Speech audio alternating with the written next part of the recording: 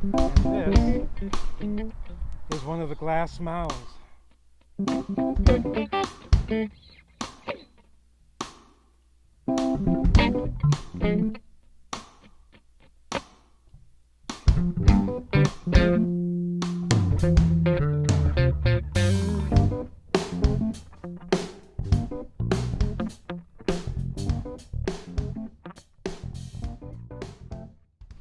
Today we're going on a sacred site run. Yay! So yay. Yay. And of course, there they are. We had to put away the chickens. I'm one step from heaven. Yeah, I'm one step closer to you. Took a short walk down a long road. Took me a while just to figure out what I should do. Thought I had me nothing in common with the girl from up on the hill. Baby, I'm not trying to scare you away, just showing you how I feel. Yeah, well, there's a few things you don't know, but knowledge comes with time.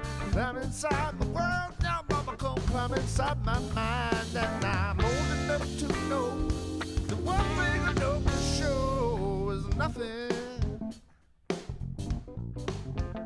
And you've seen enough to know. How's it going? Okay. Ready for our trip? Here we go.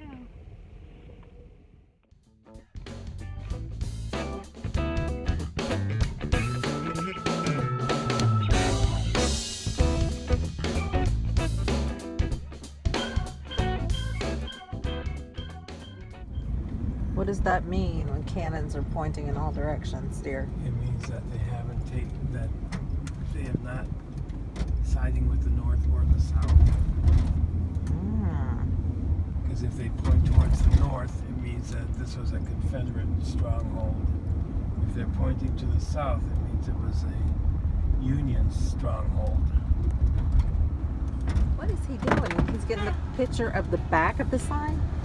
Does it say something else on the other side? Oh, okay. Otherwise, I would not know. Like, what is he doing?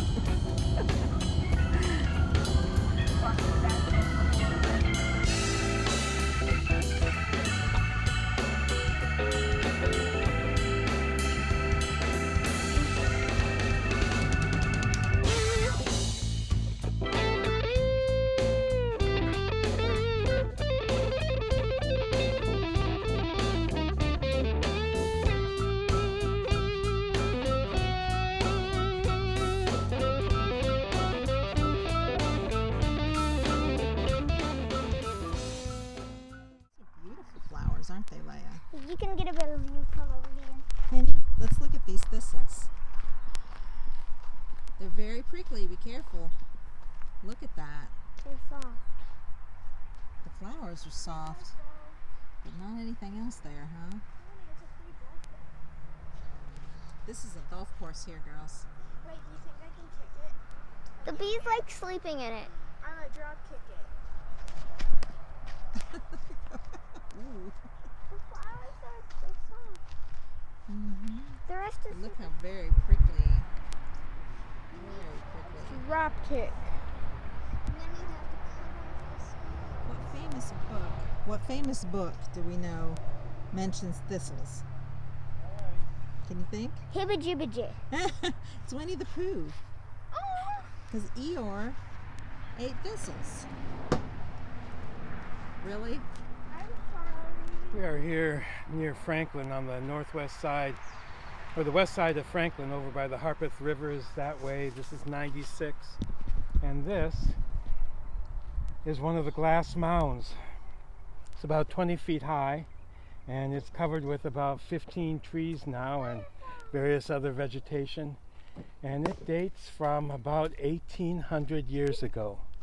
So from about the year 200 in what we call the Common Era. There was no Christianity here, so it's painful to say even the Anno Domini, the year of our Lord, because this was just any year in which some older leaders or younger leaders died, were killed, and were buried underneath here, and then dirt piled on. This is called the woodland period, so it's from 3,000 years ago up to about the year 900, year 1000. So it lasted a long time, and it was primarily hunting, gathering, and some farming. Small local farming, beans and stuff. It wasn't corn, because corn hadn't come up here yet. So they built these mounds as a religious monument to their leaders of the past, and they buried more people in there, more leaders, put more dirt on them, stopped. And at that time, there were probably no trees there, and they know this because in digging, they don't find roots. So the original shape of these things was conical and clear with dirt, maybe grass. And now it's overgrown, hard to say overgrown with trees, but it's not the natural shape, the same way that buildings in East Tennessee are not naturally covered with kudzu. So we're working with another woodland mound down in Chickamauga to uncover it. And these are the oldest still existing structures, human structures, in the Nashville area, down there in the Chattanooga area. They're incredible simply because everything else has been wiped out. These are the only remaining Native American made artifacts in the Nashville area that a person can come and see, and they are obscured by the trees, the pines, the scrub, the privet. So hopefully someday we'll be able to clear this off and make it look a lot better. We only saw really one mound, and it was totally covered by trees, and you can see the shape from the picture I took and then from the other ones, what a woodland mound is supposed to look like. Here are pictures of the two mounds out there as we did the cleaning in 2012. You can see right there, beautiful shape of each, crystal clear woodland mounds. One of the questions we had, of course, is why are they called glass mounds? Are they made of glass? Was glass found there? No. Here we see in the red dot is where the glass mounds are, and that half a mile to the northeast is where the old glass plantation used to be. These mounds were on the 5,000-acre glass plantation run by Samuel F. Glass. Here is the picture of the family cemetery on private property that we were able to not to see. We didn't even know it was there, but we have pictures from the internet, and that's who he is. Samuel Fielding Glass, Sr., planter on a 5,000-acre plantation out in 1850, right before he died. The interesting thing, though, is that why is there a white person's name attached to these Native American mounds? Of course, it's that it was on his property and they didn't know what else to call him, since the people who had lived there were gone over 1,000 years ago and there was no historical record of them. The problem being, though, is that whenever we see the word glass mounds, we are reminded of who Samuel Fielding Glass actually was. And he may have been a great guy, but in 1820, he owned 6 slaves.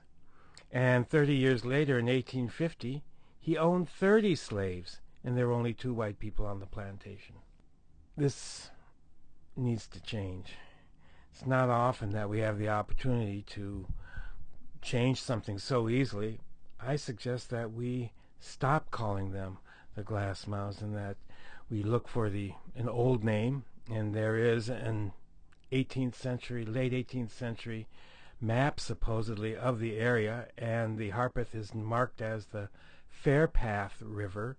Could have been a Native American origin, may not have been. But it's called the Harpeth River now. I suggest that we call it the Fairpath Mounds. Till next time, that's the Fairpath Mounds. And I hope to go out another time once we start cleaning them bigger, better, and get the sign changed so that it is not a racist memorial. Okay, go. Woo.